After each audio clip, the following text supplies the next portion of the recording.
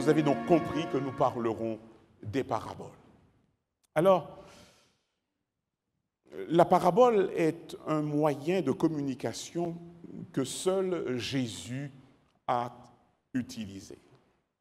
Et je vous avoue que je suis tombé amoureux des paraboles parce qu'au sein des paraboles, je pouvais donc découvrir la pensée même du Seigneur. Mais je voudrais rapidement quand même lever un doute dans l'esprit de plusieurs. Parce qu'on a souvent pensé que la parabole de Jésus était un message pour enfants ou personnes un peu retardées intellectuellement. Vous savez, quand on prend des images pour s'adresser à quelqu'un, c'est en général qu'on estime que cette personne n'a pas la capacité de concevoir les notions abstraites.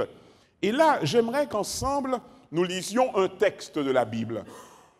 Alors, dans le livre de Marc, au chapitre 4, je vais lire cette histoire.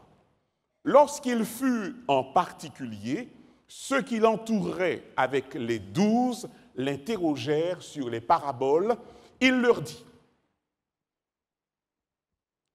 c'est à vous qu'a été donné le mystère du royaume de Dieu, mais pour ceux qui sont dehors, tout se passe en parabole, afin qu'en voyant, ils voient et n'aperçoivent point, et qu'en entendant, ils entendent et ne comprennent point, de peur qu'ils ne se convertissent et que les péchés ne leur soient pardonnés.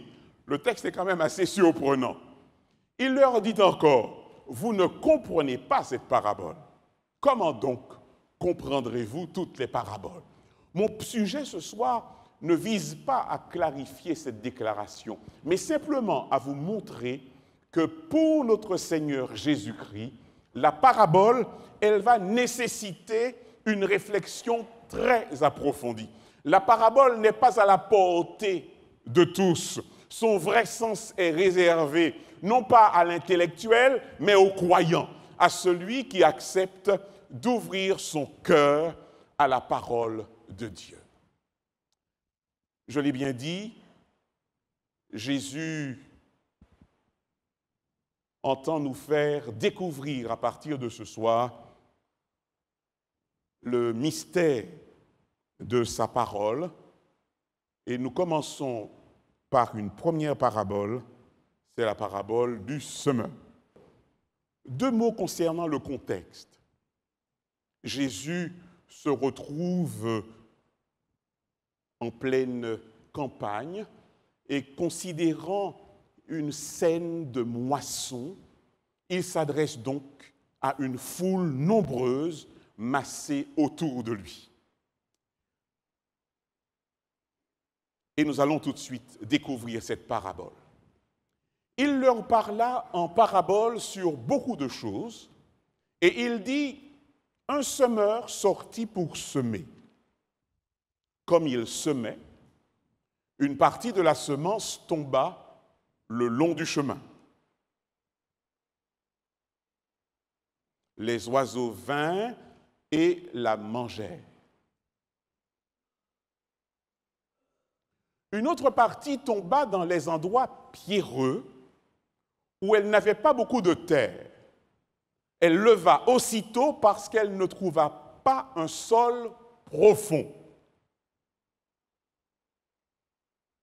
Mais quand le soleil parut, elle fut brûlée et sécha, faute de racines. Une autre partie tomba parmi les épines. Les épines montèrent et l'étouffèrent.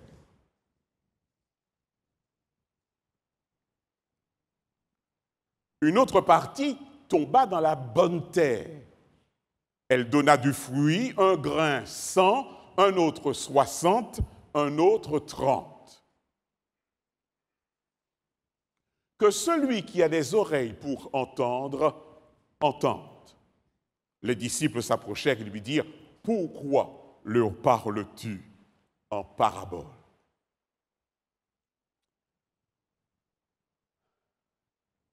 les disciples furent effectivement très surpris de découvrir que l'œuvre de Jésus ne consistait qu'en semailles. Ils furent surpris de réaliser de quelle manière le Seigneur s'adressait à ses auditeurs. Et les images qu'il utilisait surprirent énormément les disciples. La parabole du semeur illustre les mystères du royaume des cieux et l'œuvre du divin laboureur en faveur de ses enfants et de son peuple. Nous allons maintenant essayer de décoder, de découvrir le sens de cette parabole. À votre avis, qui est le semeur dans cette parabole? Vous avez la parole. Avez-vous une idée? Le semeur. J'entends Jésus. Oui, effectivement, le semeur, c'est Jésus. Nous avons donc lu à partir du verset 1er, un semeur sorti, je lis le verset 4, je reprends le verset 4, sorti pour semer. Comme il semait, une partie de la semence tomba le long du chemin. À votre avis, chers amis, que veut bien signifier cette déclaration? Une partie de la semence tombe le long du chemin. On discute ensemble. Le long du chemin. Pardon? Qu'est-ce que cela peut vouloir dire? Une partie de la semence tombe le long du chemin. En général, quand on sème, c'est un acte intentionnel, pas vrai? On choisit le terrain où l'on sème.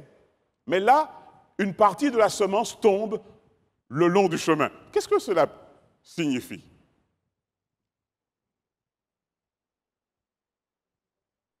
Pardon?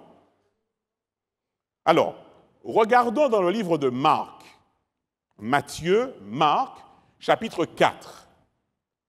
Parce que ce qu'il est intéressant avec les paraboles de Jésus, c'est que le Seigneur lui-même, il donne l'explication, il nous aide à décoder. Alors, dans le livre de Marc au chapitre 4, je lis à partir du verset 14. Le semeur sème la parole. On a vu que le semeur, c'est Jésus. Nous découvrons maintenant que la semence, c'est quoi? La parole. Verset 15. Les uns sont le long du chemin où la parole est semée. Quand ils l'ont entendu, aussitôt, Satan vient et enlève la parole qui a été semée en eux. C'est déjà un indice intéressant. Jésus vient, il sème, la semence, c'est la parole de Dieu, mais une partie de la semence va tomber le long du chemin. Et que signifie cette expression? Dans Marc, au chapitre 4, verset 15, je lis « Les uns sont le long du chemin où la parole est semée. Quand ils l'ont entendu, aussitôt, Satan vient et enlève la parole qui a été semée en eux. »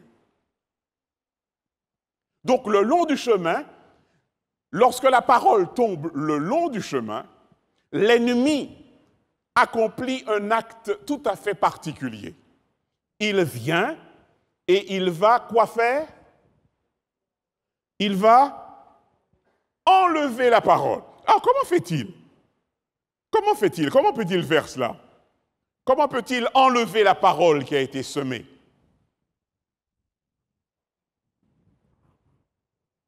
Est-ce que vous avez une petite idée? Comment peut-il enlever la parole? La semence est jetée, certes, un des terrains le long du chemin, et l'ennemi vient, il enlève la parole. Chers amis, la catégorie de personnes représentées par la parole qui tombe le long du chemin, eh bien, représente des gens d'une grande indécision.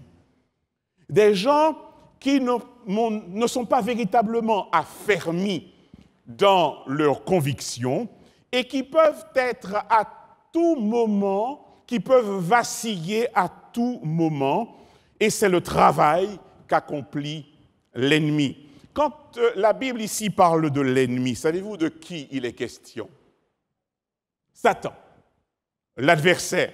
Et Saint Pierre dira qu'il rôde, et j'aime beaucoup cette image, il rôde comme un lion rugissant, cherchant qui il dévorera.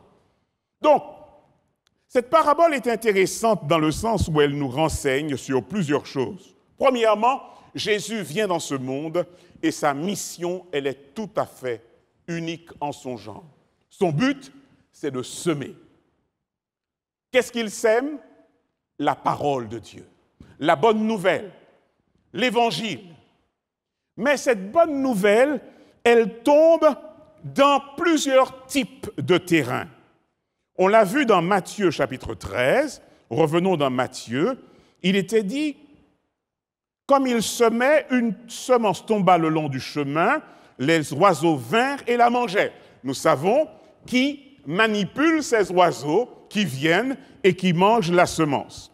Une autre partie tomba dans des endroits pierreux où elle n'avait pas beaucoup de terre. Elle leva aussitôt parce qu'elle ne trouva pas un sol profond. Là, le texte est déjà plus clair, mais regardons dans Marc chapitre 14, au verset 16. Je lis. Les autres, pareillement, reçoivent la semence dans les endroits pierreux. Quand ils entendent la parole, ils la reçoivent d'abord avec joie, mais ils n'ont pas de racines en eux-mêmes. Ils manquent de persistance. Et dès que survient une tribulation ou une persécution à cause de la parole, ils y trouvent une occasion de chute. Deuxième type, deuxième catégorie de personnes représentées par ce terrain. Les autres qui reçoivent la parole et la semence dans des endroits pierreux.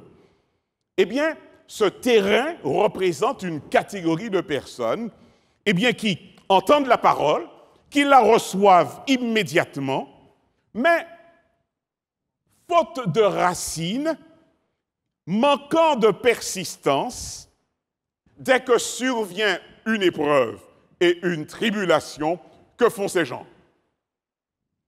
Ils abandonnent. Ils trouvent dans la parole et dans les circonstances le moyen d'abandonner. Revenons dans Matthieu chapitre 13.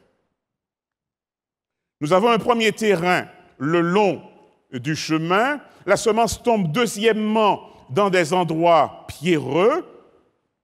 Il est dit au verset 7 qu'une autre partie tomba parmi les épines. Les épines montèrent et l'étouffèrent. Regardons dans Marc chapitre 4, que peut bien signifier cette semence qui tombe parmi les épines. Verset 18, Marc chapitre 4, verset 18. D'autres reçoivent la semence parmi les épines. Ce sont ceux qui entendent la parole, mais en qui les soucis du siècle, la séduction des richesses et l'invasion des autres convoitises étouffent la parole et la rendent infructueuse. Je reprends cela. D'autres reçoivent la semence parmi les épines. Ce sont ceux qui entendent la parole, mais en qui les soucis du siècle, la séduction des richesses et l'invasion des autres convoitises étouffent la parole et la rendent infructueuse. Donc pour l'instant, nous venons de découvrir 3 types de terrains, 3 catégories de personnes, 3 types de réactions face à la parole qui est semée par notre Seigneur Jésus-Christ. Et je regrette infiniment le fait qu'on ait dû abandonner la projection parce que je vous avais préparé tout un ensemble de considérations, mais je me dois d'honorer votre présence ce soir et ne pas vous laisser repartir sans analyser cette parabole, même si prochainement nous aurons peut-être l'occasion d'y revenir. Donc je disais 3 types de terrains. Aidez-moi. Le premier, le long du chemin. Que représente ce terrain? Quelle catégorie de personnes le long du chemin? Est-ce qu'on s'en souvient? Ils reçoivent la parole, mais il y a un phénomène qui se produit. Pardon? Alors, Satan vient et qu'est-ce qu'il fait? Il enlève ce qui a été semé. Très bien. Deuxième type de terrain. Après le long du chemin, les endroits pierreux. Pierreux. Cela veut dire quoi? Les gens, alors en général dans les terrains pierreux, il n'y a qu'un petit humus, très peu de terre à la surface. Donc qu'est-ce qui se passe? Le plant, il pousse rapidement, mais faute de racines, voyez, cette plante ne parvient pas à vivre et finit donc par mourir. Mais là, Marc nous dit bien, quand survient une tribulation, ce sont donc des gens qui manquent de persistance. Troisième type de terrain parmi les épines. Alors, qu'est-ce qui se passe chez ceux qui sont représentés par le terrain parmi les épines? Alors, on y va. Ils entendent la parole, c'est clair? Verset 19. Mais il y a 3 choses qui vont nuire, qui vont freiner le développement de la parole, les soucis du siècle, la séduction des richesses et l'invasion des autres convoitises. Alors je reprends. Les soucis du siècle, la séduction des richesses et l'invasion des autres convoitises. Donc, ce sont des personnes qui sont tellement submergées par les soucis de ce siècle. Alors, donnez-moi quelques exemples de soucis de ce siècle. Pardon? Finance, ok, encore. Maladie. Pardon? Le chômage. La famine. Les guerres. Il y en a quand même pas mal de guerres en ce moment. Très bien. Maintenant, après les soucis de ce siècle, la séduction des richesses. Quelques exemples.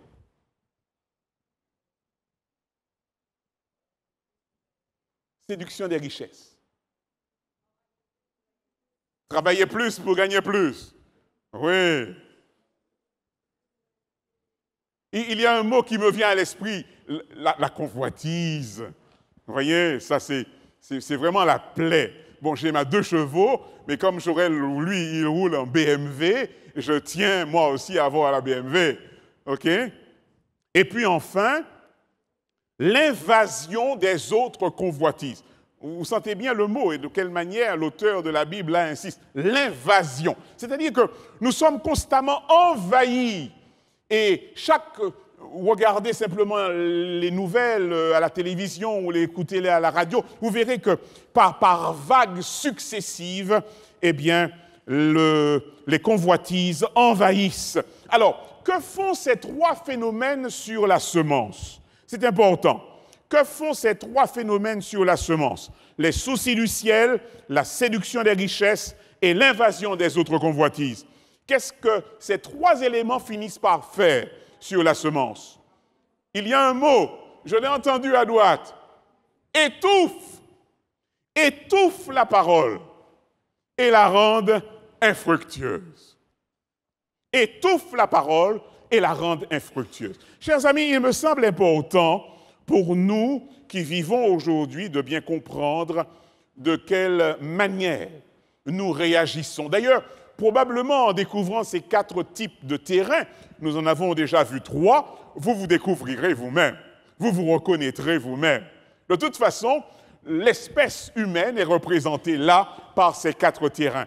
Et c'est là la grandeur de notre Sauveur, de pouvoir, dans une petite histoire, parabole, ce n'est pas une histoire vraie, c'est une histoire que Jésus invente, mais il l'invente à dessein, de manière à pouvoir nous apporter un enseignement. Et là, grâce à la parole, nous parvenons à décoder cette petite parabole. Donc je reprends. Le semeur, c'est Jésus.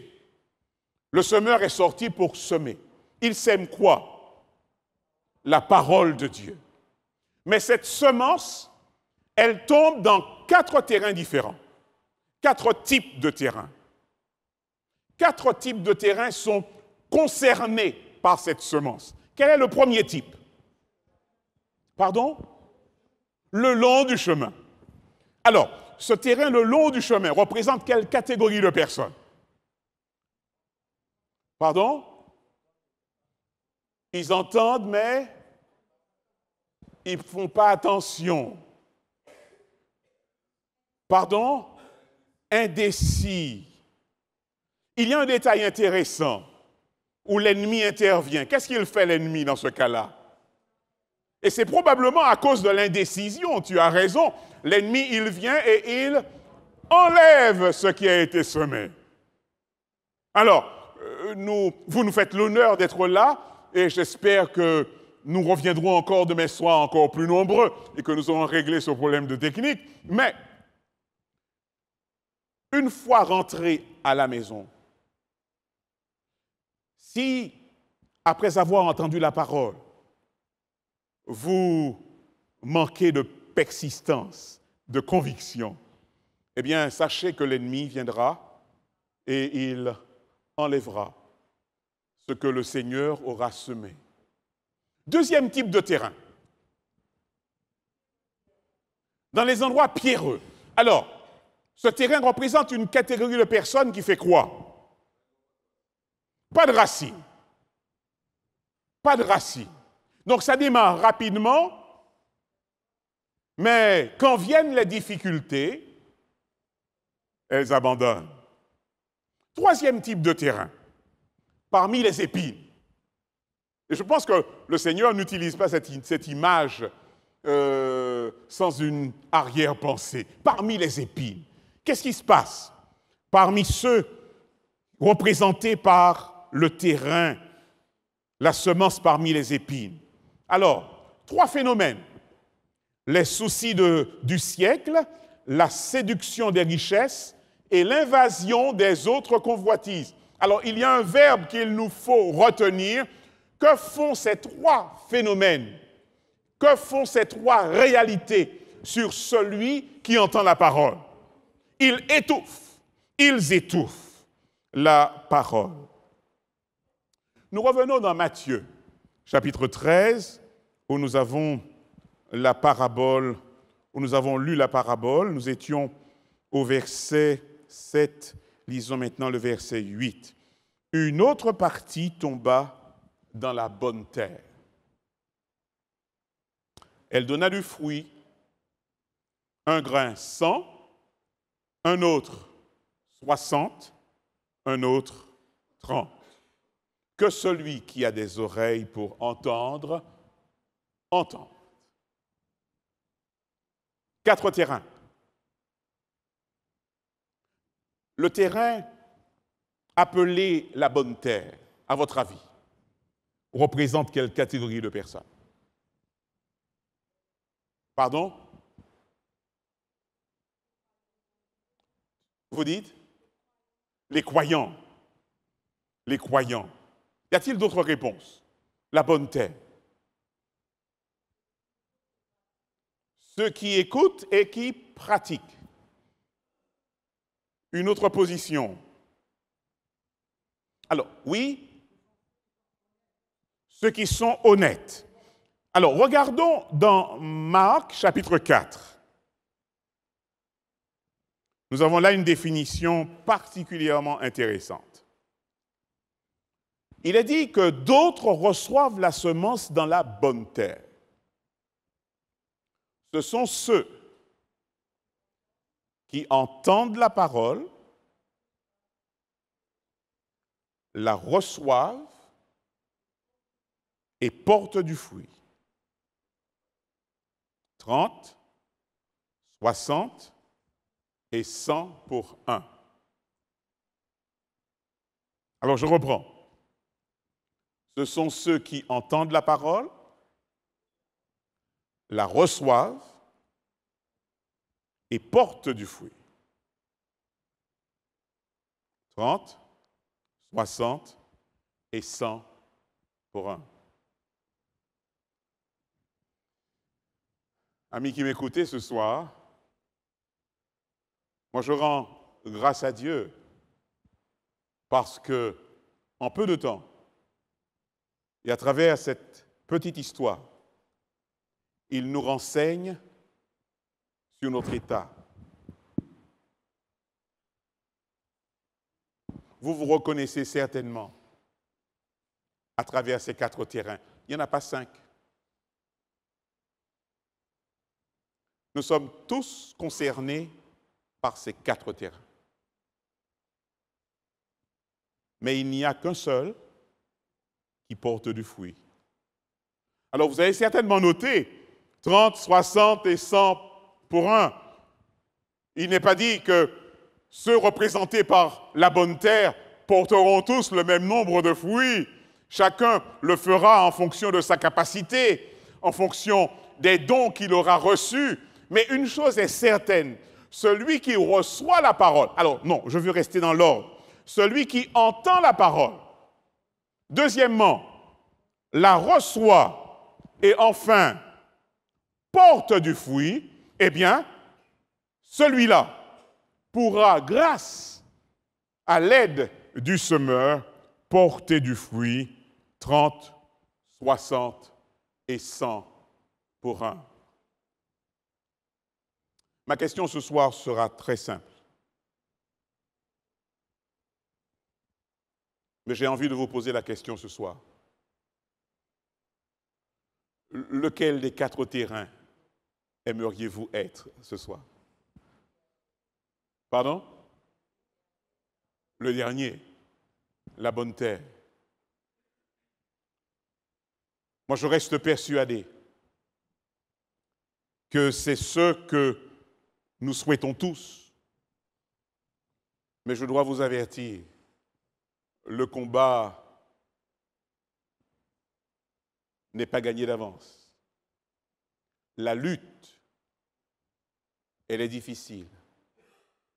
Parce que vous vous apercevrez, au fur et à mesure que vous évoluerez dans l'étude de la parole, dans la découverte de la parole de Dieu, que l'ennemi, effectivement, fait un travail considérable. Il cherche à enlever tout ce que nous souhaiterions conserver en nous.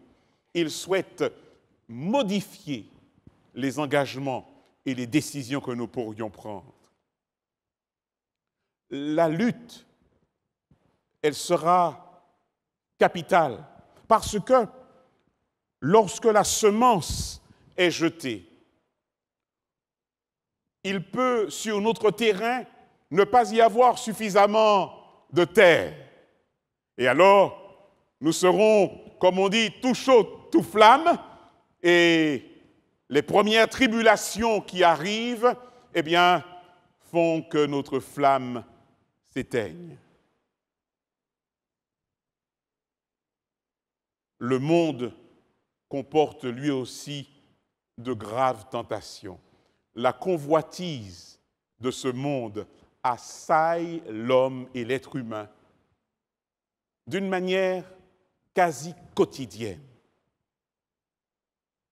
Et ces phénomènes de convoitise, de mode, l'invasion des autres convoitises finiront par étouffer cette semence que le Seigneur veut jeter dans nos cœurs.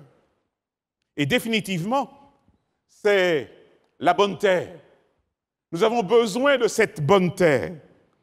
Et notre prière ce soir serait de demander à Dieu de faciliter ce bon terrain, ce bon terreau dans notre existence, de manière à ce que nous puissions recevoir. Alors, je reprends les verbes, entendre la parole, la recevoir et porter du fruit.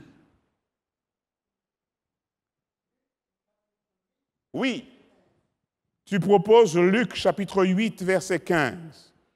On va le lire tout de suite.